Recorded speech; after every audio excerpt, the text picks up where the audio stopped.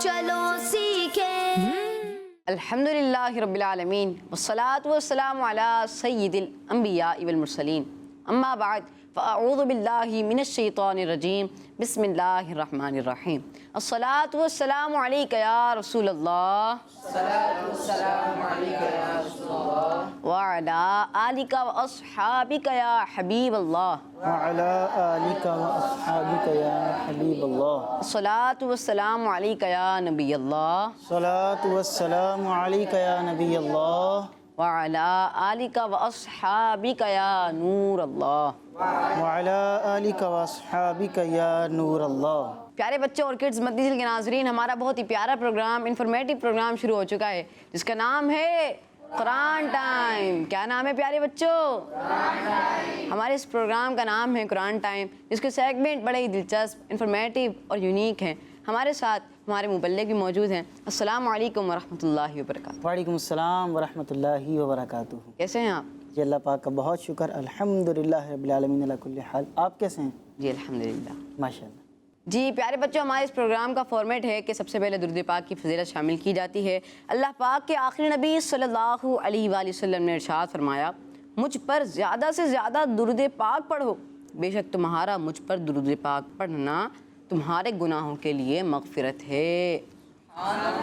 صلو علی الحبیب صلی اللہ تعالی علی محمد صلی اللہ علیہ وآلہ وسلم۔ صلی اللہ علیہ۔ پیارے بچوں، درود پاک کی فضیلت شامل کی، اب ہم بڑھتے ہیں اپنے پروگرام کے پہلے سیگمنٹ کی طرف جس کا نام ہے تلاوت۔ قرآن ٹائم، قرآن ٹائم، قرآن ٹائم۔ السلام علیکم ورحمۃ اللہ وبرکاتہ۔ وعلیکم السلام ورحمۃ اللہ وبرکاتہ۔ یہ آپ کا نام کیا ہے؟ میرا نام محمد حسان اتاری ہے۔ جی حسان اتاری، شروع کریں۔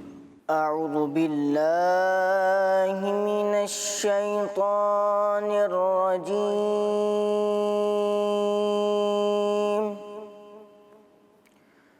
بسم اللہ الرحمن الرحیم،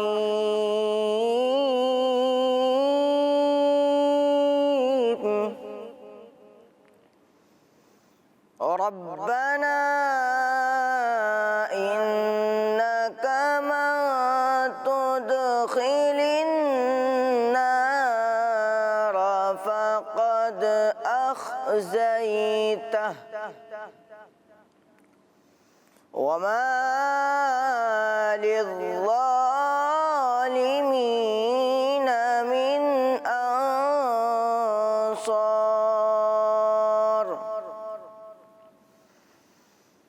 ربنا إننا سمعنا مناديا ينادي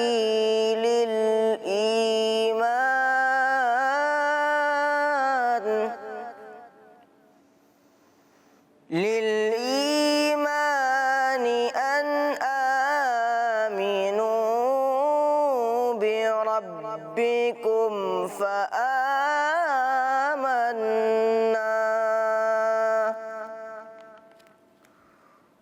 ربنا فاغفر لنا ذنوبنا وكفر عنا سيئاتنا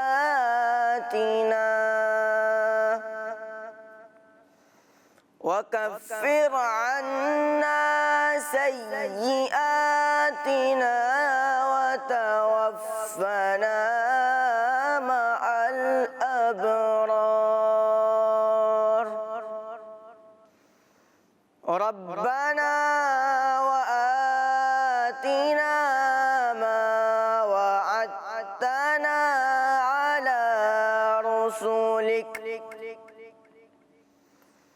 على رسلك ولا تخزنا يوم القيامة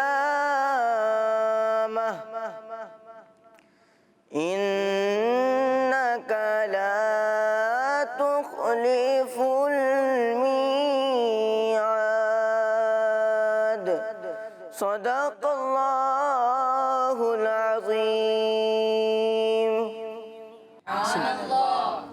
ماشاء اللہ ماشاء اللہ. پیارے بچوں آیت سنی, آیت کا ترجمہ بھی سنتے ہیں. آسان ترجمہ قرآن کنز العرفان.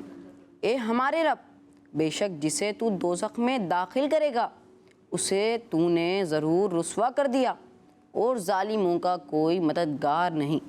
اے ہمارے رب, بے شک ہم نے ایک ندا دینے والے کو ایمان کی ندا یوں دیتے ہوئے سنا کہ اپنے رب پر ایمان لاؤ تو ہم ایمان لے آئے. بس اے ہمارے رب, تو ہمارے گناہ بخش دے اور ہم سے برائیاں مٹا دے اور ہمیں نیک لوگوں کے گروہ میں موت عطا فرما. اے ہمارے رب, اور ہمیں وہ سب عطا فرما جس کا تو نے اپنے رسولوں کے ذریعے ہم سے وعدہ فرمایا ہے, اور ہمیں قیامت کے دن رسوا نہ کرنا, بے شک تو وعدہ خلافی نہیں کرتا.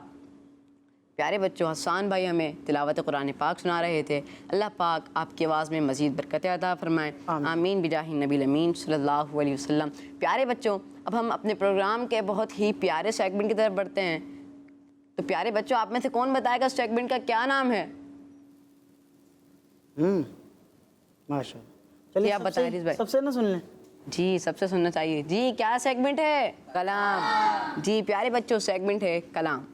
Quran time, Quran time, Quran time. پیارے بچوں سیگمنٹ ہے کلام. اب ہم بڑھتے ہیں اپنے نعت خواہ بھائی کی طرف. السلام علیکم ورحمۃ اللہ وبرکاتہ. وعلیکم السلام ورحمۃ اللہ وبرکاتہ. جی آپ کا نام کیا ہے؟ نورالعین اتاری. جی نورالعین اتاری ہمیں نعت سنائیں گے. جی شروع کریں. اللہم صلی علی سیدنا و مولانا محمد. اللہم صلی علی سیدنا و مولانا محمد. اللہم صلی علی سیدنا و مولانا محمد وعلی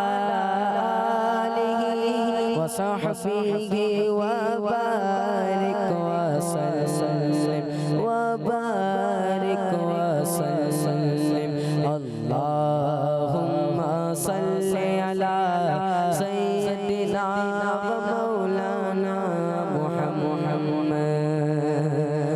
ان کی مہک نے دل کے غنچے کھلا دیے, ان کی مہک نے دل کے غنچے کھلا دیے, ان کی مہک نے دل کے غنچے کھلا دیے.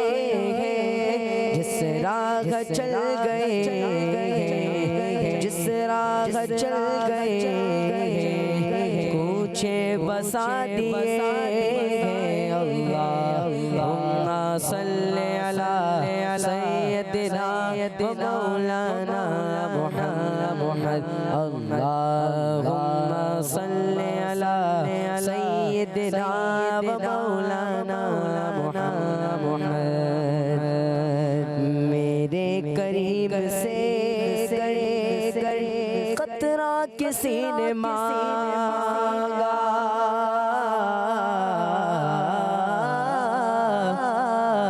میرے قریب سے قطرہ کسی نے مانگا, میرے قریب سے قطرہ کسی نے مانگا. دریا بہا دیے, دریا بہا دیے, دریا بہا دیے, دربے بہا دیے. اللہم صلی علی سیدنا و مولانا محمد. اللہم صلی علی سیدنا و مولانا محمد. اللہم صلی علی سیدنا و مولانا محمد.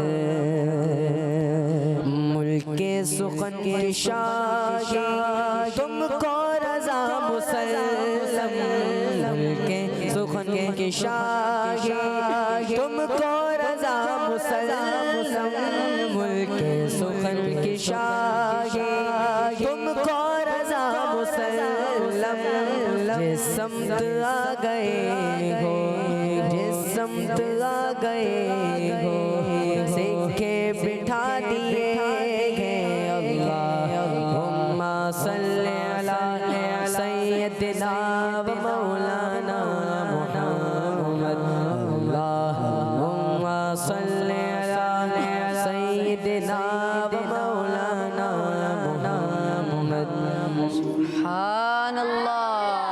ماشاءاللہ بہت ہی پیاری نعت اور بہت ہی پیارے انداز میں نور العین عطاری نے ہمیں سنائی. اللہ پاک آپ کو مزید برکت عطا فرمائے. پیارے بچوں، بڑھتے ہیں اپنے اگلے سیگمنٹ کی طرف جس کا نام ہے message of Quran. Quran time, Quran time, Quran time. پیارے بچوں، اب باری ہے سیگمنٹ میسیج آف قرآن کی. اس سیگمنٹ میں ہمارے ساتھ 2 بچے موجود ہیں. آئیے ان کی طرف بڑھتے ہیں. السلام علیکم ورحمۃ اللہ وبرکاتہ. وعلیکم السلام ورحمۃ اللہ جی، آپ کا وبرکاتہ. نام؟ محمد اویس. جی، اور آپ کا؟ محمد عزیر تاری. عزیر عطاری. ہمارے ساتھ اویس اور عزیر عطاری موجود ہیں جو ہمیں انوکھے انداز میں قرآن پاک کا پیغام سنائیں گے، اور پھر عمر فیاض بھائی ہمیں سمجھائیں گے کہ اس پیغام میں کیا فرمایا گیا ہے. تو چلیے بچوں کی طرف پڑھتے ہیں. پیارے بچوں، اللہ پاک پارہ 14 سورہ نحل کی آیت نمبر 63 میں ارشاد فرماتا ہے: بسم اللہ الرحمن الرحیم. تاللہ لقد ارسلنا الى من قبلك فزين لهم الشيطان أعمالهم فهو وليهم اليوم ولهم عذاب أليم. ترجمہ: اللہ کی قسم، ہم نے تم سے پہلے کتنی امتوں کی طرف رسول بھیجے تو شیطان نے لوگوں کے لیے ان کے اعمال کو خوشنما بنا دیا، تو آج وہی ان کا ساتھی ہے اور ان کے لیے دردناک عذاب ہے. جی پیارے پیارے بچوں، پارہ نمبر 14 اور سورہ نحل اور آیت نمبر ہے 63. آیت نمبر کون سی ہے؟ 63. اور سورت کا نام کیا ہے؟ سورہ نحل. اور پارہ نمبر کیا بتایا؟ پارہ نمبر 14. 14 پارہ نمبر ہے. اور اس آیت میں کیا ارشاد فرمایا جا رہا ہے؟ آئیے اس کو سمجھنے کی کوشش کرتے ہیں. پیارے بچوں اور کڈز مدنی چینل کے ناظرین، اس آیت میں اللہ پاک نے اپنی ذات کی قسم بیان کر کے اپنے پیارے حبیب صلی اللہ علیہ وسلم سے ارشاد فرمایا کہ اے حبیب صلی اللہ علیہ وسلم، ہم نے آپ سے پہلے والی امتوں کی طرف جتنے رسول بھیجے انہوں نے بھی آپ کی طرح اپنی امتوں کو توحید کی دعوت دی، صرف ایک اللہ پاک کی عبادت کرنے کا کہا کہ صرف اللہ ہی کی عبادت کرو، اور جھوٹے خداؤں کو چھوڑ دینے کا حکم دیا، جبکہ شیطان نے اللہ پاک کے ساتھ کفر کرنے اور جھوٹے خداؤں کی عبادت پر قائم رہنے کو ان کی نظر میں خوبصورت بنا دیا، یہاں تک کہ انہوں نے اپنے رسولوں علیہم السلام کو جھٹلا دیا، ان کا انکار کر دیا، ان کی باتوں کو نہیں مانا، اور ان کے جو احکامات تھے ان کو بھی رد کر دیا، ان کو ماننے سے بھی انکار کر دیا. اور پھر کیا ہوا؟ تو دنیا یا آخرت میں شیطان ہی ان کا ساتھی ہے، اور وہ بہت برا ساتھی ہے. قیامت کے دن جب یہ اپنے پروردگار کی بارگاہ میں حاضر ہوں گے، اپنے رب کی بارگاہ میں، اللہ پاک کی بارگاہ میں حاضر ہوں گے، تو اس وقت شیطان ان کی مدد کچھ نہ کرے گا، اور اس وقت شیطان کی مدد انہیں کوئی نفع نہ دے گی، بلکہ اس وقت ان کے لیے تکلیف دینے والا عذاب ہوگا. وہ پھر ایسا عذاب ہوگا، وہاں تو خود شیطان کو ڈالے پڑے ہوں گے نا، وہاں شیطان کسی کی کیا ہیلپ کرے گا؟ آج تو شیطان جو ہے وہ کسی کو بہکا دیتا ہے، لیکن جب روز قیامت ہوگا، قیامت کا دن ہوگا، تو شیطان تو خود زنجیروں سے باندھ دیا گیا ہوگا. شیطان بھائی لوگوں کو بہکایا ہے شیطان نے، تو لوگ عذاب میں اگر گرفتار ہوں گے تو شیطان کتنے بڑے عذاب میں گرفتار ہوگا، وہ اندازہ لگائیں. تو شیطان کو تو وہاں باندھا ہوا ہوگا، وہ تو خود زنجیروں کے اندر جھگڑا ہوا ہوگا، وہ تو خود عذاب الہی کا، قہر الہی کا شکار ہو رہا ہوگا، تو وہ کسی کی کیا ہیلپ کر سکے گا؟ تو وہ تو خود پھنسا ہوا ہوگا. اس لیے آج دنیا کے اندر بھی شیطان کی باتوں میں نہ ہے. ہاں شیطان آپ کو کہے گا کہ جناب کوئی بات نہیں ہے، کچھ نہیں، چلتا ہے، ٹھیک ہے. شادیاں ہوتی ہیں تو کہتے ہیں جی شادی ہے، شادی تو ایک ہی دفعہ ہوتی ہے، تو جو ہے وہ ناچ گانے کر لیے جائیں، گانے چلا لیے جائیں، تو فلاں رسم کر لی جائے، فلاں غیر شرعی رسم کر لی جائے، کوئی بات نہیں ہے، شادی تو ایک ہی دفعہ ہوتی ہے، ٹھیک ہے. سالگرہ ہوتی ہے تو برتھ ڈے جو ہے وہ سال میں ایک ہی دفعہ تو آتی ہے، تو کیا ہم یہ بھی نہ کریں، وہ بھی نہ کریں؟ بھائی بس میں یہ آخری بات کر کے پھر ایک اور آئے تھے وہ بھی سننی ہے قاری صاحب سے، اس کی طرف بڑھیں گے کہ ایک اصول بنا لیں، ایک اصول بنا لیں، کیا اچھا ہے کیا برا ہے. لوگوں کو سمجھ میں نہیں آ رہا ہوتا کہ کیا اچھا ہے کیا برا ہے، کیسے فیصلہ کریں. تو اچھا وہی ہے کہ جس کو شریعت نے اچھا کہا ہے، اور جس کو شریعت نے، اللہ نے، اللہ کے رسول نے، اللہ کے نبی علیہ الصلوۃ والسلام نے کہہ دیا کہ یہ برا ہے، اس سے باز رہو، اس کے قریب مت جاؤ. وہ بظاہر ہی ہمیں اچھا لگ رہا ہو، اگرچہ اس میں ہمیں مزہ آ رہا ہو. جیسے گانے سننے والے یہی کہتے ہیں نا یار مزہ آتا ہے, سکون ملتا ہے. یہ جملہ مشہور ہے نا کہ جناب موسیقی روح کی غذا ہے. روح کی غذا نہیں ہے یہ, وقتی آپ کو اگر تھوڑا بہت سکون مل بھی جاتا ہے تو یہ وقتی طور پر ہو رہا ہے, اور یہ کوئی روح کی غذا نہیں ہے.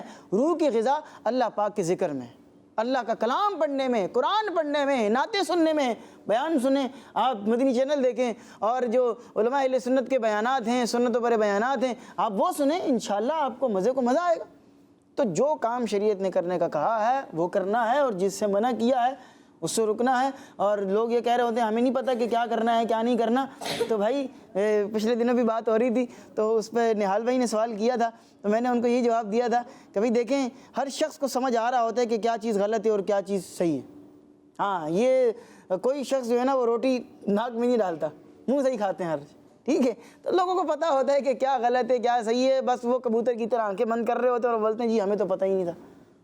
تو یہ بہانہ جو ہے وہ قابل قبول نہیں ہوگا کہ جی ہمیں پتہ نہیں تھا, یا ہم جو ہے وہ بس کر رہے ہیں, سال میں ایک دفعہ ہی تو آتا ہے اور یوں اس طرح نہیں کرنا ہے. ہیلے بہانے کچھ بھی نہیں ہے. جو کام اللہ نے کرنے کا کہا ہے وہ کرنا ہے, اور جن سے بچنے کا حکم دیا ہے ان سے ہمیں بچنا ہے. پیارے بچوں, اللہ پاک پارہ 14 سورہ نحل کی آیت نمبر 65 میں ارشاد فرماتا ہے, بسم اللہ الرحمن الرحیم واللہ انزل من السماء ماء فأحیا به الأرض بعد موتها ان فی ذلک لآیة لقوم یسمعون. ترجمہ کنز الایمان. اور اللہ نے آسمان سے پانی اتارا تو اس کے ذریعے زمین کو اس کی موت کے بعد زندہ کر دیا, بے شک اس میں سننے والوں کے لیے نشانی ہے. پیارے پیارے بچوں, پارہ 14 ہے, سورہ نحل ہے, اور آیت نمبر ہے 65. اب اس میں کیا بیان ہو رہا ہے آئیے سمجھنے کی کوشش کرتے ہیں.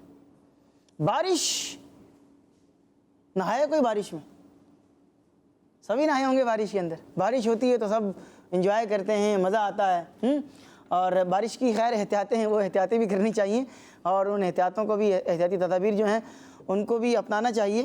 تو اس آیت کا خلاصہ یہ ہے کہ اللہ پاک نے آسمان سے پانی اتارا تو اس کے ذریعے زمین کو خشک اور ہریالی نہ ہونے کے بعد ہریالی اور تازگی بخش کر زندگی عطا کر دی.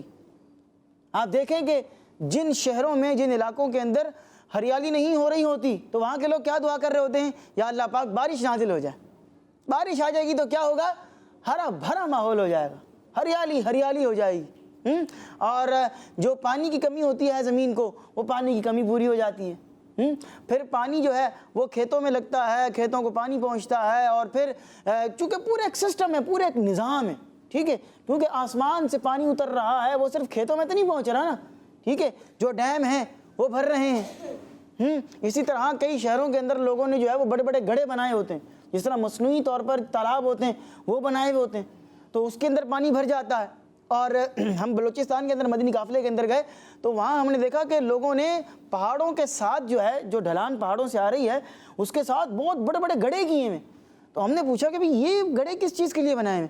تو انہوں نے کہا کہ جب بارش ہوتی ہے نا یہاں پر تو پھر پانی یوں پہاڑوں سے بہتا ہوا آتا ہے اور پھر ان بڑے بڑے گڑھوں کے اندر وہ جمع ہو جاتا ہے, اور وہ پانی گویا کہ اسٹور ہو گیا. یہ بڑے بڑے ٹینک ہیں ہمارے, اور پھر یہ ہمارے کئی ہفتوں, بعض اوقات کئی مہینوں تک یہ پانی چلتا رہتا ہے اور ہمارے کام آتا رہتا ہے. تو اس طرح لوگوں کا نظام چلتا رہتا ہے. تو یہ ایک ذریعہ ہے آسمان سے جو پانی نازل ہوتا ہے ہماری زندگی کو یوں کہہ لیں کہ تر و تازہ رکھنے کا. یہ سب اللہ پاک کی قدرت کی نشانیوں میں سے ہے, لیکن اس بات کو سمجھنا ان لوگوں کا کام ہے جو دل سے سنتے ہیں اور سن کر سمجھتے ہیں اور غور کرتے ہیں اور اس نتیجے پر پہنچتے ہیں کہ جو رب زمین کو اس کی اگانے کی طاقت ختم ہونے کے بعد پھر زندگی دیتا ہے, وہ انسان کو اس کے مرنے کے بعد بے شک زندہ کرنے پر قادر ہے. آپ دیکھیں کہ زمین جو ہے وہ کیا ہو گئی ہے, بنجر ہو گئی ہے, پانی نہیں آ رہا, بارش نازل نہیں ہو رہی ہے, قحط کا موسم آ گیا ہے, قحط پڑ گیا ہے, اور جو کھیتیاں ہیں وہ سوکھی پڑتی جا رہی ہیں. تو لوگ بارش کی دعا کر رہے ہیں, اللہ پاک بارش نازل فرما رہا ہے تو دوبارہ وہ ساری جو کھیتیاں ہیں وہ ہری بھری ہو رہی ہیں. تو جو عقل والے ہیں وہ اس بات سے یہ بات بھی سمجھ لیتے ہیں کہ زمین جو کہ ایک مردہ ہو گئی ہے, بنجر ہو گئی ہے, اس زمین کے مردہ ہونے کے بعد اللہ پاک بارش نازل فرما کر دوبارہ اس زمین کو زندگی عطا کر رہا. اس زمین سے دوبارہ کونپلیں نکل رہی ہیں, درخت نکل رہے ہیں, پھول پودے نکل رہے ہیں, پھل نکل رہے ہیں, سبزیاں نکل رہی ہیں. تو اللہ تبارک و تعالیٰ اس زمین کو دوبارہ زندگی عطا فرما رہا ہے. تو جس طرح زمین کو دوبارہ حیات مل رہی ہے, زندگی مل رہی ہے, اسی طرح انسان جب مر جائے گا تو اللہ تبارک و تعالیٰ اسے بھی دوبارہ زندگی عطا کرے گا. وہ بھی مرنے کے بعد دوبارہ زندہ ہوگا اور پھر اس کے جو حساب و کتاب کا معاملہ ہے وہ شروع ہوگا. تو اسی کے ساتھ ہمارا یہ سیگمنٹ اپنے اختتام کو پہنچا. تو بڑھتے ہیں کتمیر بھائی کی جانب اور دیکھتے ہیں کہ کتمیر بھائی آگے کیا ارشاد فرماتے ہیں. جی پیارے بچوں, عمر بھائی نے ہمارے ساتھ بہت ہی پیاری پیاری باتیں شیئر کی. امید ہے آپ کو وہ باتیں پسند آئی ہوں گی. چلتے ہیں اپنے اگلے سیگمنٹ کی طرف جس کا نام ہے بیان نزول. Quran time, Quran time, Quran time. پیارے بچوں اور کڈس مدنی چینل کے ناظرین, جیسا کہ آپ کو معلوم ہے کہ اس سیگمنٹ میں قرآنی آیات کے شان نزول بیان کیے جاتے ہیں, اور آج ہم پارہ 28 سورہ حشر کی آیت نمبر 2 کے شان نزول کے بارے میں سنیں گے.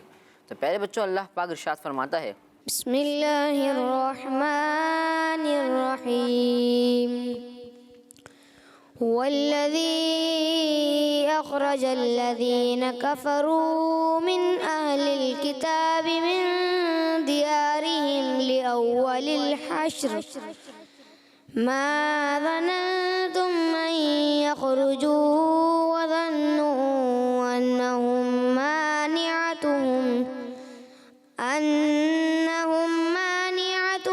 حصونهم من الله فأتاهم الله من حيث لم يحتسبوا وقذف في قلوبهم الرعب يخربون بيوتهم بأيديهم وأيدي المؤمنين فاعتبروا يا أولي الأبصار. ترجمہ, وہی ہے جس نے ان کافر کتابیوں کو ان کے گھروں سے ان کے پہلے حشر کے وقت نکالا.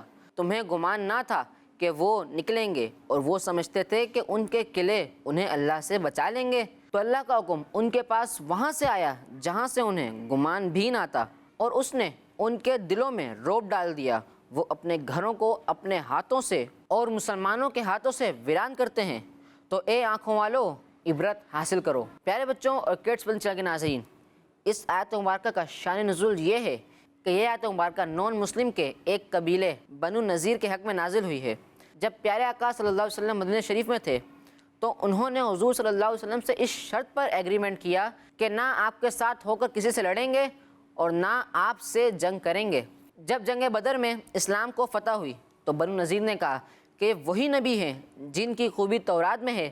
پھر جب احد میں مسلمانوں کو جنگ میں ہار ہوئی تو یہ شک میں پڑے, تو انہوں نے حضور صلی اللہ علیہ وسلم اور آپ پر ایمان لانے والوں کے ساتھ دشمنی کا اظہار کیا اور معاہدہ کیا تھا, اور جو معاہدہ کیا تھا وہ توڑ دیا. اور ان کا سردار کعب بن اشرف نان مسلم 40 لوگوں کو ساتھ لے کر مکہ شریف پہنچا, اور کعبہ شریف کے پردے کو پکڑ کر قریش کے سرداروں سے حضور صلی اللہ علیہ وسلم کے خلاف ایگریمنٹ کیا.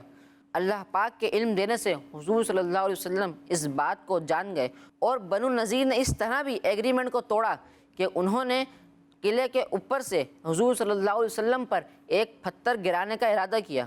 اللہ پاک نے حضور صلی اللہ علیہ وسلم کو اس بات کا علم دیا اور آپ جان گئے, اور اللہ پاک کے فضل سے آپ محفوظ رہے.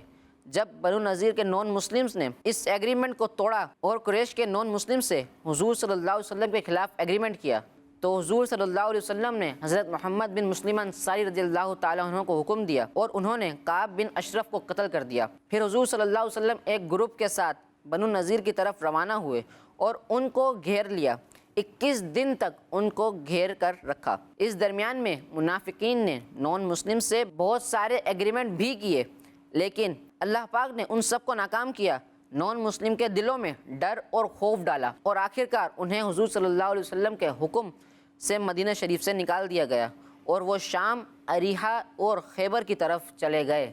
صلو علی الحبیب صلی اللہ تعالی علی محمد صلی اللہ علیہ وسلم. ماشاء اللہ ماشاء اللہ. عریض بھائی نے بہت ہی معلوماتی باتیں شیئر کی ہمارے ساتھ. اللہ پاک آپ کو مزید برکت عطا فرمائے۔ تو پیارے بچوں، عمر بھائی سے بیان نزول کے بارے میں کچھ سمری سنتے ہیں۔ جی عریض بھائی نے ماشاءاللہ کافی انفارمیٹو گفتگو کی ہے، اور انہوں نے یہ بیان کیا ہے کہ یہ آیت کیوں نازل ہوئی۔ اس کے پیچھے پورا ایک واقعہ تھا، اور وہ واقعہ تو عریض بھائی نے بیان کر ہی دیا ہے، میں وہ واقعہ ریپیٹ نہیں کروں گا، لیکن اس سے ایک دو باتیں ہمیں پتہ چلتی ہیں، وہ میں بیان کر دیتا ہوں۔ ایک بات یہ پتہ چلتی ہے کہ اللہ تبارک و تعالیٰ نے اپنے پیارے نبی علیہ الصلاۃ والسلام کو غیب کا علم عطا فرمایا ہوا ہے، جبھی اللہ پاک کے بتانے سے نبی پاک علیہ السلام کو یہ معلوم ہو گیا کہ کفار سازش کر رہے ہیں، اور نان مسلمز کیا کر رہے ہیں؟ سازش کر رہے ہیں، اور انہوں نے یہ پلان بنا لیا ہے کہ جناب نبی پاک علیہ السلام کے اوپر پتھر گرا کر آپ کو معاذ اللہ شہید کر دیں گے۔ اور پھر جو ہے وہ اللہ پاک کے بتانے سے نبی پاک علیہ السلام کو معلوم ہو گیا، اور اللہ پاک نے نبی پاک علیہ السلام کی حفاظت فرمائی۔ تو ایک بات یہ ہمیں پتہ چلتی ہے، اور ایک بات یہ بھی پتہ چلتی ہے کہ اللہ تبارک و تعالیٰ اپنے نبی علیہ الصلاۃ والسلام کی کیسی زبردست حفاظت کا انتظام فرما رہا ہے کہ وہ لوگ سازشیں کر رہے ہیں، لیکن یہاں پہلے سے بتایا جا رہا ہے کہ بھئی یہ سازش ہو رہی ہے، اور حفاظت کا انتظام جو ہے وہ کیا جا رہا ہے۔ اسی طرح آپ دیکھیں کہ جب کفار اور نان مسلمز نبی پاک علیہ السلام کے دروازے پر پہنچ گئے اور نبی پاک علیہ السلام کو معاذ اللہ شہید کرنے کے ارادے سے پہنچے، تو اللہ تبارک و تعالیٰ نے کیا معجزہ وہاں پر جو ہے وہ نبی پاک علیہ السلام کا ظاہر فرمایا کہ نبی پاک علیہ السلام نے مولا علی کو اپنے بستر پر لٹایا، اور ان کفار کے سامنے سے جا رہے ہیں، اور وہ کفار پہچان ہی نہیں پا رہے کہ نبی پاک علیہ السلام گزر گئے، اور جب وہاں سے گزر گئے تو پھر جو ہے وہ ان کفار سے کہا گیا کہ بھائی وہ کیوں کھڑے ہو؟ کہا وہ ہم تو نبی پاک علیہ السلام کو معاذ اللہ شہید کرنے کے ارادے سے کھڑے۔ بولا وہ تو چلے گئے یہاں سے۔ بولا ہیں چلے گئے یہاں سے؟ کب گئے؟ بولا ابھی تھوڑی دیر پہلے گئے، اور نشانی کے طور پر مٹی تمہارے سروں پر ڈال کے گئے، چیک کرو تمہارے سروں کے اوپر مٹی ہے کہ نہیں ہے۔ جب انہوں نے بالوں میں ہاتھ پھیرا تو ان کے سروں کے اوپر مٹی تھی، سامنے سے گزر گئے۔ اللہ پاک نے کیسے حفاظت کا انتظام فرمایا۔ اور پھر وہ غار ثور کے اندر جو ہے وہ اللہ پاک کے نبی علیہ السلام موجود ہیں، اور جناب ابوبکر صدیق رضی اللہ عنہ موجود ہیں، اور پھر جو ہے وہ کفار نبی پاک علیہ السلام کو تلاش کرتے کرتے غار کے بالکل سرحانے پر، بالکل غار کے منہ پر پہنچ گئے، اور حضرت ابوبکر صدیق جو ہے وہ عرض کر رہے ہیں کہ یا رسول اللہ اگر ان کفار نے اپنے قدموں کی طرف دیکھ لے تو یہ ہمیں دیکھ لیں گے کہ ہم اندر ہیں، چونکہ نبی پاک علیہ السلام ہجرت فرما رہے تھے، اور وہ کفار تلاش کر رہے تھے نبی پاک علیہ السلام کو بھی اور حضرت ابوبکر صدیق رضی اللہ عنہ کو بھی، تو وہ بالکل قریب پہنچ گئے۔ اللہ پاک نے کیسے حفاظت کا انتظام فرمایا کہ کبوتری پہنچتی ہے وہاں پر انڈا دے کر چلی جاتی ہے، اور مکڑی آتی ہے وہاں جالا بن کر چلی جاتی ہے۔ جب کفار آتے ہیں تو کفار آ کر دیکھتے ہیں کہ یہ ایک اصول یاد رکھیے گا کہ جو اس طرح کی جو جانور ہوتے ہیں، جو پرندے ہوتے ہیں نا، وہ انڈا وہیں دیتے ہیں کہ جہاں ان کو پتہ ہو کہ یہاں پر سیکیور ہے معاملہ، یہاں کسی کا آنا جانا نہیں ہے، ہمارے انڈے بچے یہاں پر محفوظ رہیں گے۔ وہ جہاں لوگوں کا آنا جانا ہو، بھیڑ بھاڑ ہو، اور جہاں روز آپ کچھ نہ کچھ وہ کام کر رہے ہو، تو اس جگہ پر وہ انڈے نہیں دیں گے، ذرا سائڈ پر الگ جگہ پر دیں گے۔ اسی طرح مکڑی وہیں پر جالا بنتی ہے کہ جہاں پر اس کو سیکیورٹی نظر آتی ہے اپنی کہ یہاں میرا جالا ضائع نہیں ہوگا۔ یہ وجہ آپ نے دیکھا ہو کہ کمروں کے اندر، کونے کھانچوں میں، دیواروں کے اوپر، چھتوں کے اوپر لگا ہوتا ہے، نارمل وہاں لوگوں کا آنا جانا نہیں ہوتا، ہاتھ وات نہیں لگتے ہیں وہاں پر، تو وہ جالا بنا لیتی ہے۔ تو جب انہوں نے دیکھا کہ مکڑی نے جالا بنا ہوا ہے، کبوتری نے انڈے دیے ہیں، تو انہوں نے بولا کہ اس کا مطلب ہے کہ یہاں اندر کوئی نہیں گیا ہوگا، کیونکہ اگر کوئی اندر جاتا تو پھر جو ہے وہ یہ مکڑی کا جالا یہاں پر سلامت نہ ہوتا، تو اس لیے وہ وہاں سے واپس چلے گئے۔ تو اللہ تبارک و تعالیٰ اپنے نبی علیہ الصلاۃ والسلام کی حفاظت کا یوں انتظام فرماتا ہے۔ اور پھر میں یہ بات بھی ذکر کر دیتا ہوں کہ ایک جو ہے وہ کسی نے نبی پاک علیہ السلام کو دعوت پر بلایا، اور جو گوشت تھا اس میں ڈال دیا زہر، گوشت میں زہر ڈال دیا، اور نبی پاک علیہ السلام جب اس کو کھانے لگے تو پھر کیا ہوا، اس گوشت نے کہا، اس گوشت سے آواز آئی کہ میرے اندر زہر ملایا ہوا ہے، مجھے مت کھاؤ۔ یہ نبی پاک علیہ السلام کو معجزہ ہے کہ گوشت بھی آپ سے کہہ رہا ہے کہ اس کے اندر زہر ملا ہوا ہے۔ تو اللہ تبارک و تعالیٰ ایسے اپنے نبی علیہ السلام کی حفاظت کا اہتمام فرماتا ہے۔ تو ہمیں بھی جو ہے وہ نبی پاک علیہ السلام کی جو ہے وہ سنتوں پر عمل کرنا چاہیے، اور نبی پاک علیہ السلام نے جو جو چیزیں ہمیں بیان کی ہیں، دیکھیں یہ اتنی آزمائشیں جو ہیں وہ ان کو دی گئی ہیں، اتنی تکلیفیں پہنچائی گئی ہیں، اتنے معاملات ہوئے ہیں، اس کے بعد دین اسلام ہم تک پہنچا ہے۔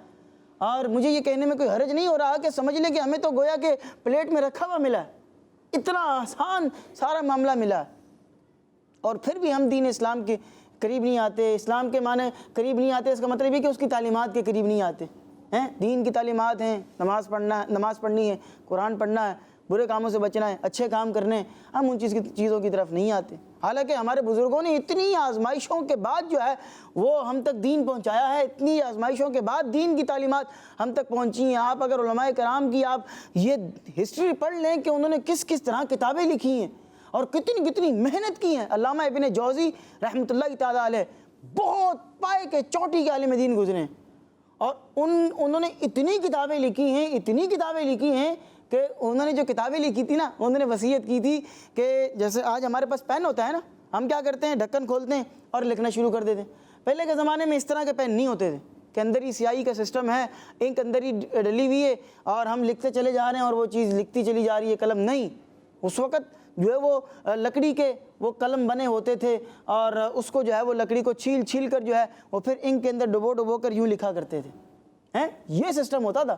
تو علامہ ابن جوزی رحمۃ اللہ تعالی نے اتنی کتابیں لکھ دی تھیں کہ آپ نے یہ وصیت کی تھی کہ میرے انتقال کے بعد جو غسل میت کا جو پانی ہوتا ہے نا وہ گرم کیا جاتا ہے، نیم گرم کر کے مردے کو غسل دیا جاتا ہے، تو آپ نے وصیت کی تھی کہ میرے انتقال کے بعد جو میرا جو غسل میت کا پانی جو گرم کیا جائے نا، وہ میں نے جو کتابیں لکھی ہیں ان کتابوں کے لکھنے میں جو میں نے وہ لکڑی کی جو وہ قلم تھا اس کو میں نے شارپنر سے جو شارپ کیا ہے، یا جس چیز سے بھی، جس آلے سے بھی انہوں نے اس کو شارپ کیا ہوگا، تو اس کا جو برادہ ہے نا، برادہ اب وہ میں نے محفوظ کر کے رکھا ہوا ہے، اس برادے سے میرے غسل میت کے پانی کو جو ہے وہ گرم کرنا۔ اور روایتوں میں آتا ہے کہ آپ نے تفسیر پر کتابیں لکھی ہیں، فقہ پر کتابیں لکھی ہیں، حدیث پر کتابیں لکھی ہیں، تاریخ پر آپ نے کتابیں لکھی ہیں۔ صرف اور صرف حدیث پر لکھی گئی کتابوں سے ہی جو وہ اس کی جو وہ راکھ بنتی تھی، برادہ بنتا تھا، اس برادے کو جب جلایا گیا، ابھی تفسیر والی کتابیں اور دیگر علوم والی کتابوں کے جو وہ قلم کا جو وہ چھلکا تھا اس کو استعمال نہیں کیا، صرف حدیث والی کتابوں کو لکھنے میں جو آپ نے اپنے قلم کو جو چھیلا تھا، اس کے چھلکوں کو جلایا تھا، وہی کافی ہو گیا اور آپ کے غسل میت کا پانی گرم ہو چکا تھا۔ اتنی کتابیں لکھی ہیں ان بزرگوں نے، ایسا زبردست کام کیا، اتنی محنتیں کی ہیں، اور ہم پھر بھی جو ہے وہ نہ کریں اور نہ پڑھیں، تو یہ تو اچھی بات نہیں ہے۔ تو دین اسلام کی تعلیمات پر عمل کریں اور دین اسلام کے قریب آئیں۔ دعوت اسلامی کا دینی ماحول آپ کے سامنے، اللہ کے فضل و کرم سے ہر جمعرات کو کیا ہو رہا ہے، ہفتہ وار اجتماع۔ ہر ہفتے کی رات کو کیا ہو رہا ہے بچوں، مدنی مذاکرہ ہو رہا ہے۔ ہر جمعرات کو کیا ہو رہا ہے، رات کو مغرب کے بعد ہفتہ وار سنت پر اجتماع ہو رہا ہے، اور مغرب کے بعد مسجدوں میں کیا ہو رہا ہے، درس ہو رہا ہے۔ فجر کے بعد کیا ہو رہا ہے، تفسیر کا حلقہ لگ رہا ہے، تفسیر صراط الجنان آپ کو سنائی جا رہی ہے۔ تو کتنے مواقع ہیں، وہ سارے کام آپ کو دعوت اسلامی کے ذریعے پیش کیے جا رہے ہیں، اور یہ اس طرح آپ دین اسلام کی تعلیمات جو ہیں وہ ان کے قریب آ سکتے ہیں اور دین کا علم آپ سیکھ سکتے ہیں۔ مدنی چینل اس وقت آپ کے سامنے 24 گھنٹے بغیر ایڈورٹیزمنٹ کے، بغیر کسی وقفے کے آپ کو دین اسلام کی تعلیمات جو ہے وہ پہنچا رہا ہے۔ آپ 1 منٹ کے لیے بھی اگر لگائیں گے نا، کوئی آپ کو ایڈ یہاں پر اللہ کے فضل و کرم سے نظر نہیں آئے گا۔ بچوں کے لیے بھی الگ سے کڈز مدنی چینل ہے اور بزرگوں کا مدنی چینل ایک الگ سے آنے والا ہے۔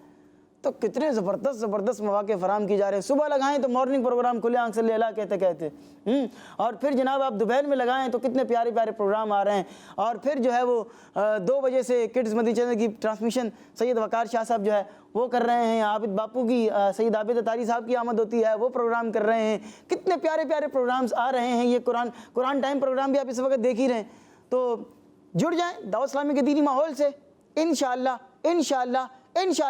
شیخ طریقت امیر اہل سنت دامت برکاتہم العالیہ کی سربراہی کے اندر یہ قافلہ سفر کرتا رہے گا۔ انشاءاللہ مدینے بھی جائیں گے حضرت صاحب کے پیچھے، اور انشاءاللہ انہی کے پیچھے اللہ کے فضل و کرم سے جنت میں پہنچیں گے اور ہمارا بیڑا پار ہوگا انشاءاللہ عز و جل۔ جی پیارے بچوں، ہم نے عمر بھائی سے بہت ہی پیاری باتیں سنی۔ اللہ پاک عمر بھائی کو مزید برکتیں عطا فرمائے، آمین بجاہ نبی الامین صلی اللہ علیہ وسلم۔ بچوں وقت ہوا ایک واقعے کا۔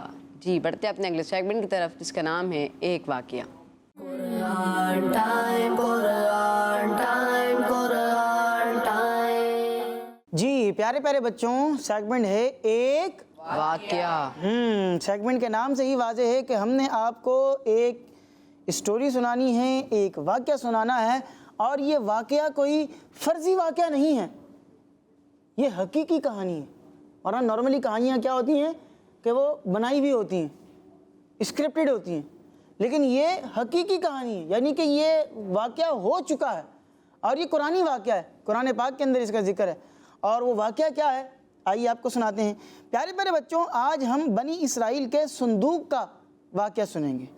حضرت آدم علیہ السلام ہم سب کے والد بھی ہیں، سب سے پہلے انسان آپ ہی ہیں، ٹھیک ہے، اور آپ سے ہی نسل انسانی کا سلسلہ شروع ہوا، ہم سب انہی کی اولاد ہیں، ٹھیک ہے۔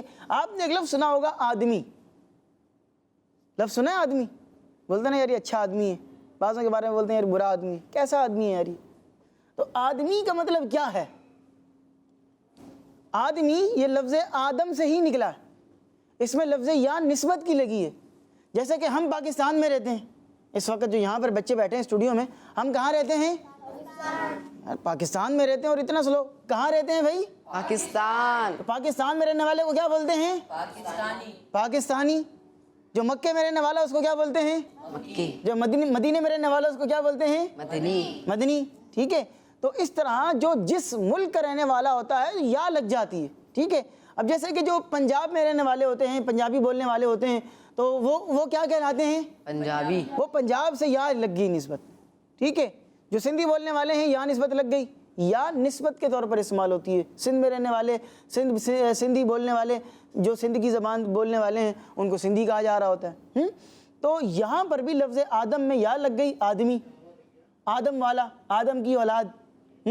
تو یہ بات ہے، تو یہ آئی میں بات میرے ذہن میں، میں نے کہا چلیں یہ بھی شیئر کر دیتے ہیں۔ تو حضرت آدم علیہ السلام کے دنیا میں تشریف لانے کے بعد اللہ پاک نے انہیں درخت کی مضبوط لکڑی سے بنا ہوا ایک صندوق عطا کیا۔ صندوق سمجھتے ہیں صندوق کیا ہوتا ہے؟ باکس ہوتا ہے، باکس ہوتا ہے، اس کا یوں کر کے اوپر سے وہ دروازہ کھولتے ہیں، ڈھکن اس کا جو ہوتا ہے وہ کھولتے ہیں، جو بھی اس کا آپ بول لیں وہ کھولتے ہیں، اور پھر اس میں وہ کنڈی لگی ہوتی ہے، لاک بھی لگایا جا رہا ہوتا ہے، اس میں لوگ اس میں اپنی چیزیں حفاظت کے ساتھ محفوظ کرنے کے لیے رکھتے ہیں۔ تو ایک صندوق عطا کیا، اس صندوق کو تابوت سکینہ کہا جاتا ہے۔ کیا کہا جاتا ہے؟ تابوت سکینہ۔ اس کے متعلق بہت سے لوگوں کو بہت سی غلط فہمیاں ہیں، آئیے آج وہ غلط فہمیاں دور کرتے ہیں اور آپ کو بیان کرتے ہیں کہ بھئی اصل حقیقت کیا ہے۔ سنیے ذرا توجہ کے ساتھ۔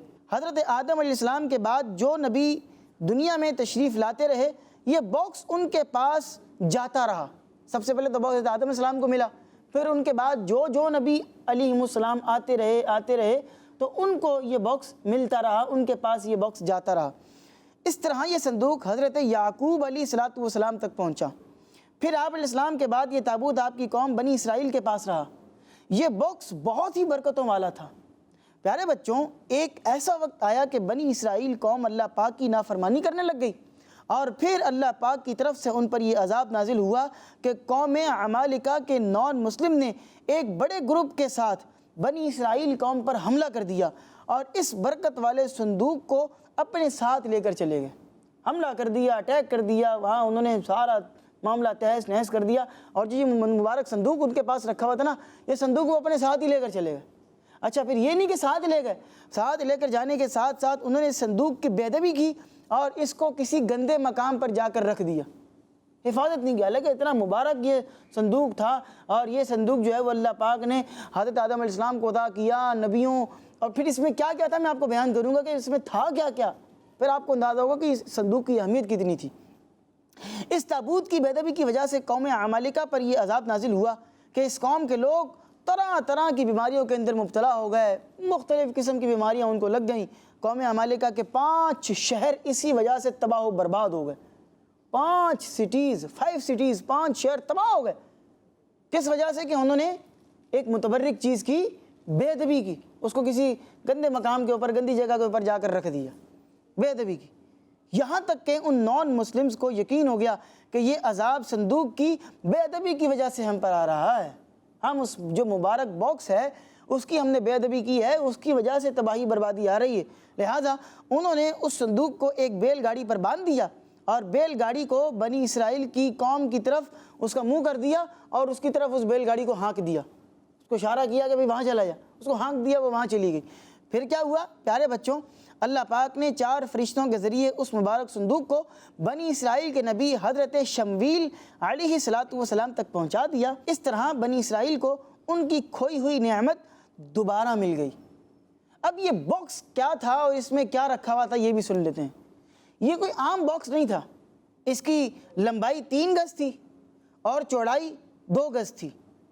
اس باکس کے اندر کیا رکھا ہوا تھا جو کہ یہ اتنا مبارک صندوق تھا؟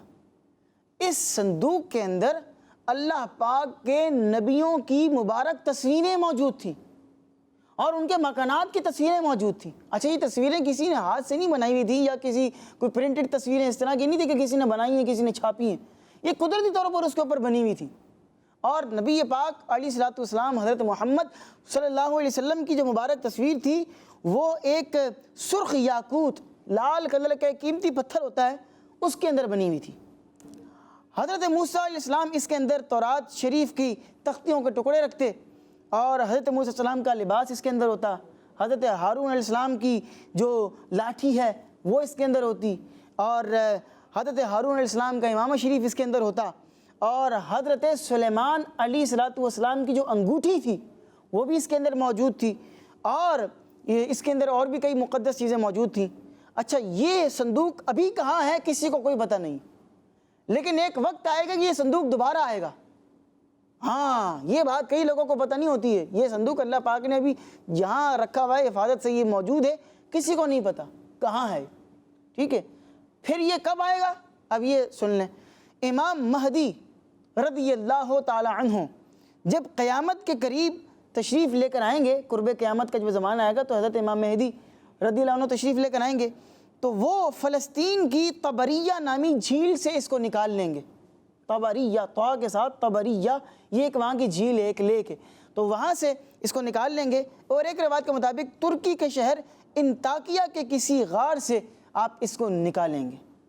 تو یہ ایک شاندار جو ہے وہ نشانی ہے اللہ تبارک و تعالیٰ کی جس کا ذکر قرآن مجید فرقان حمید کے اندر یہ موجود ہے۔ یہاں بس میں ایک چھوٹی سی بات کر کے اختتام کی جانب بڑھیں گے انشاءاللہ، اور وہ یہ ہے کہ دیکھیں جو اللہ تبارک و تعالیٰ کی جانب سے جو چیزیں متبرک چیزیں ہوتی ہیں، ایک تبرک والی چیزیں ہوتی ہیں، ان کا ادب کرنا چاہیے۔ بعض لوگوں کو یہ وسوسے آتے ہیں کہ جناب یہ متبرک چیزیں کیا ہوتی ہیں، ان کا ادب کرنا کیا ہے، اور یہ چیزیں متبرک کیسے ہوگی، کیا ہیں کیا نہیں ہیں۔ تو اللہ والوں سے جو چیز جڑ جاتی ہے اللہ تبارک و تعالیٰ اسے بھی ایک شرف اور عزت اور عظمت عطا فرما دیتا ہے۔ آپ دیکھیں کہ مقام ابراہیم کیا ہے، مقام ابراہیم کیا ہے؟ ایک پتھر ہے، اور وہ پتھر ہے کہ جس کے اوپر کھڑے ہو کر حضرت ابراہیم علیہ السلام نے خانہ کعبہ کو تعمیر کیا تھا، خانہ کعبہ کی تعمیر کی تھی، اور اس پتھر کی بھی ایک شان تھی کہ جیسے سیڑھی ہوتی ہے نا، سیڑھی جب کوئی مزدور کام کر رہا ہوتا ہے، کلر کرنے والا کلر کر رہا ہوتا ہے تو اس نے کلر کر لیا، اب اس کو اوپر جانا ہے تو وہ ایک اسٹیپ اور اوپر چڑھ جائے گا، ایسے ہی ہوتا ہے نا۔ ایسا تو نہیں کہ کھڑے وہ ہوا کے اندر ہی کلر کیے جا رہا ہے اور وہ پوری چھت تک کلر کر دیا اس نے، ایسا تو نہیں ہو سکتا نا، اوپر اسٹیپ بائی اسٹیپ اس کو جانا پڑتا ہے۔ لیکن حضرت ابراہیم علیہ السلام جب خانہ کعبہ کی تعمیر کر رہے تھے، بلاک لگا دیا، اب اوپر جانا پڑے گا، اوپر کیسے جائیں؟ یہ پتھر آٹومیٹک اوپر ہو جاتا تھا، پھر انہوں نے بلاک لگا دیا، پھر اوپر ہونا ہے، یہ پتھر خود بخود اوپر ہو رہا ہے، اب نیچے آنا ہے تو یہ پتھر خود بخود نیچے آ رہا ہے۔ یہ پتھر کا کمال تھا۔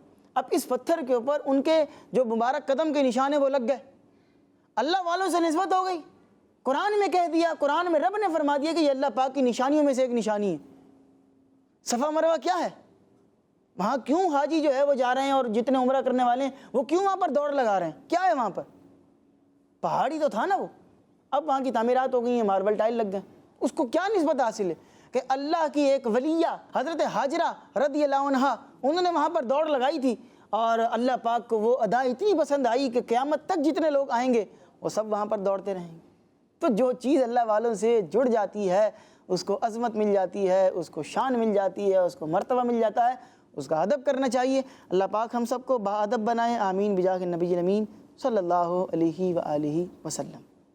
جی تو پیارے بچوں، عمر بھائی نے ہمیں بہت ہی پیاری پیاری اور اچھی اچھی باتیں بتائیں۔ اللہ پاک آپ کو مزید برکتیں عطا فرمائے، آمین آمین بجاہ النبی الامین صلی اللہ علیہ وسلم۔ پیارے بچوں، اب ہم بڑھتے ہیں اپنے اگلے سیگمنٹ کی طرف جو بہت ہی معلوماتی سیگمنٹ ہے، اور اس سیگمنٹ میں ہم پیارے آقا صلی اللہ علیہ وآلہ وسلم کی شان سنتے ہیں۔ چلیے بڑھتے ہیں اب اپنے اگلے سیگمنٹ کی طرف جس کا نام ہے شان محمد صلی اللہ علیہ وسلم۔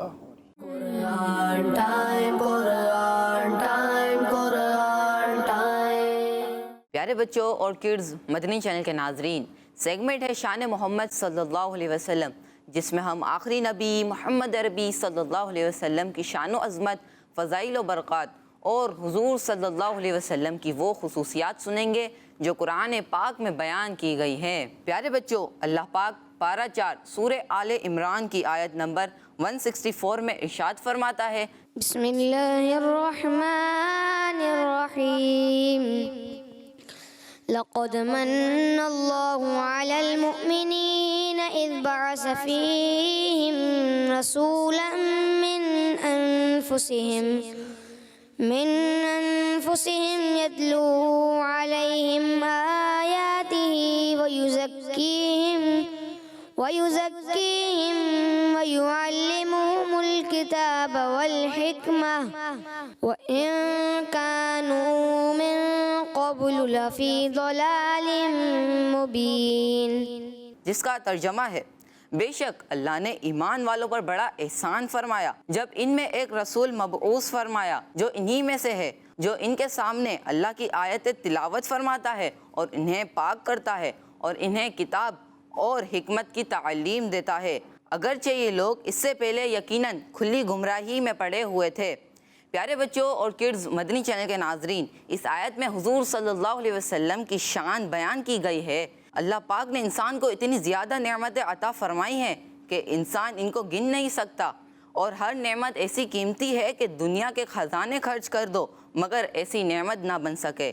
آنکھ، کان، ناک، ہاتھ پاؤں، زمین آسمان، چاند سورج اور ہوا پانی وغیرہ، ہر نعمت کا یہی حال ہے، اور ہر نعمت ایسی ہے کہ اس کے بغیر زندگی مشکل ہے۔ لیکن قرآن پاک میں ان نعمتوں کا جگہ جگہ ذکر تو فرمایا، مگر اس طریقے سے احسان جتا کر ذکر نہ فرمایا کہ مسلمانوں، تم کو ہاتھ پاؤں یا چاند سورج یا زمین و آسمان یا پانی ہوا دیے تم پر احسان کیا، لیکن صرف ایک نعمت پر احسان فرمایا، اور وہ کیا ہے کہ ہم نے مسلمانوں پر بے شک احسان فرمایا کہ ان کو اپنا پیارا محبوب دے دیا ان کی ہدایت کے لیے۔ سبحان اللہ، جس سے معلوم ہوا کہ حضور علیہ السلام تمام نعمتوں سے بڑی نعمت ہیں۔ سبحان اللہ، صلو علی الحبیب صلی اللہ تعالی علی محمد صلی اللہ تعالی علیہ وسلم۔ جی پیارے پیارے بچوں، اسحاق بھائی نے ہمیں نبی پاک علیہ السلام کے ایک بہت ہی پیارے نام کے بارے میں کچھ باتیں بیان کی، اور اس سے کچھ ملتی جلتی کچھ ریلیٹڈ باتیں، انفارمیشن سے بھرپور کچھ باتیں بیان کی ہیں، جس کا مفہوم اور خلاصہ یہ تھا کہ اللہ تبارک و تعالیٰ کی بہت ساری نعمتیں ہمارے پاس موجود ہیں۔ اگر ہم اپنے سر کے بالوں سے لے کر اپنے پاؤں کے ناخن تک گننا شروع ہونا تو یہ ساری ہماری اللہ تبارک و تعالیٰ کی نعمتیں ہی نعمتیں ہیں۔ آنکھ اللہ پاک کی کیا ہے؟ نعمت۔ ایسے نہیں، کیا ہے؟ نعمت۔ بال کیا ہیں؟ ٹھیک ہے، ناخن کیا ہیں اللہ پاک کی؟ چوٹ لگ جائے اور ناخن اتر جائے پھر پتہ چلتا ہے کہ ناخن نہ ہو تو کتنی تکلیف ہوتی ہے۔ پانی لگتا ہے جلن ہونا شروع ہو جاتی ہے، کوئی بھی چیز لگتی ہے کتنی تکلیف ہونا شروع ہو جاتی ہے۔ کان اللہ پاک کی کتنی بڑی نعمت، ہم سن سکتے ہیں، دیکھ سکتے ہیں، زبان ہے، بول سکتے ہیں، دانت ہے، چبا سکتے ہیں۔ جس بندے کی داڑھ میں درد ہو، اللہ اکبر کبیرہ، اللہ کسی کو داڑھ کا درد نہ دے، بہت تکلیف ہوتی ہے، اس کی بڑی تکلیف ہوتی ہے، اور پھر نہ کچھ کھایا جا رہا ہے نہ کچھ چبایا جا رہا ہے۔ ٹھیک ہے، جس کے پاس پاؤں ہیں، کتنی بڑی اللہ پاک کی نعمت ہے۔ جو معذور ہے آپ اس سے پوچھیں کہ کتنی بڑی اللہ پاک کی نعمت ہوتی ہے۔ تو اللہ پاک کی ہم سمجھ لیں کہ نعمتوں کے اندر ڈوبے ہوئے ہیں۔ ایک بزرگ کے پاس ایک بندہ آیا آ کے کہنے لگا میرے پاس اللہ پاک کی نعمتیں ہی نہیں ہے کچھ۔ حضرت نے فرمایا ٹھیک ہے، سمجھانے کے لیے اس کو کہا کہ بھائی ٹھیک ہے، ایک کام کرتے ہیں، اپنی ایک آنکھ نکال کے دے دو، 1 لاکھ روپے دے لو۔ کہنے لگا نہیں حضرت میں نہیں دے سکتا، وہ ایک آنکھ سے کام چلتے جائے گا، دے دو۔ نہیں ایسا نہیں ہو سکتا۔ بولے ایک ہاتھ دے دو، دوسرے ہاتھ سے کام کرتے رہے، ایک ہاتھ دے دو، 1 لاکھ روپے دوں گا۔ لگا نہیں حضرت ایسا نہیں ہوگا۔ انہوں نے کئی چیزیں گنوائیں، ایک کان دے دو، ایک آنکھ دے دو، صرف سمجھانے کے لیے۔ وہ ہر بات پہ انکار کرتا رہا۔ تو آخر میں بزرگ نے فرمایا کہ لاکھوں کی چلتی پھرتی پراپرٹی تو تم خود ہو بھائی، پھر بھی شکایت کرتے ہو کہ میرے پاس کچھ نہیں ہے۔ اللہ کا شکر ادا کرو جو نعمتیں تمہارے پاس ہیں۔ تو ان ساری نعمتوں میں ہمارے پاس ایک بہت بڑی نعمت یہ ہے کہ اللہ پاک نے ہمیں نبی پاک علیہ السلام کا امتی بنایا ہے۔ نبی پاک علیہ السلام ہمیں عطا فرمائے ہیں۔ انبیاء نے، کئی انبیاء کرام نے یہ خواہش کا اظہار کیا، یہ وش کا اظہار کیا کہ ہم نبی پاک علیہ السلام کے، اللہ پاک کے نبی، آخری نبی کے امتی ہوں۔ اور ہم نے تو کوئی خواہش بھی ظاہر نہیں کی تھی, اللہ پاک نے ہمیں نبی پاک اسلام کا امتی بنا دیا. تو اس پر بھی ہمیں اللہ پاک کا شکر ادا کرنا چاہیے, اور جتنی بڑی نعمتیں ہوں گی اللہ پاک کا شکر اتنا ہی زیادہ ہمیں ادا کرنا چاہیے. اللہ تبارک و تعالی ہم سب کو جو ہے وہ اپنی نعمتوں کا شکر ادا کرنے کی توفیق عطا فرمائے, اور انہی نعمتوں کا شکر ادا کرتے ہوئے ہم ربیع الاول کے اندر جو ہے بالخصوص دھوم دھام سے جو ہے وہ 12ویں مناتے ہیں اور نعرے لگاتے ہیں. کیا کہتے ہیں؟ سرکار کی آمد, مرحبا دلدار کی آمد, مرحبا آقا کی آمد, مرحبا داتا کی آمد. مرحبا. تو یہ نعرے صرف ربیع الاول میں ہی نہیں لگانے کے ہوتے, یہ اس کے علاوہ بھی آپ لگا سکتے ہیں, اور بالخصوص ربیع الاول میں لگائے جا رہے ہوتے ہیں. اللہ پاک ہم سب کو جو ہے وہ نبی پاک اسلام کا سچا پکا عشق عطا فرمائے. آمین بجاہ النبی الامین صلی اللہ علیہ وسلم. جی تو پیارے بچوں, عمر بھائی نے ہمیں بہت ہی پیاری پیاری اور اچھی اچھی باتیں بتائیں.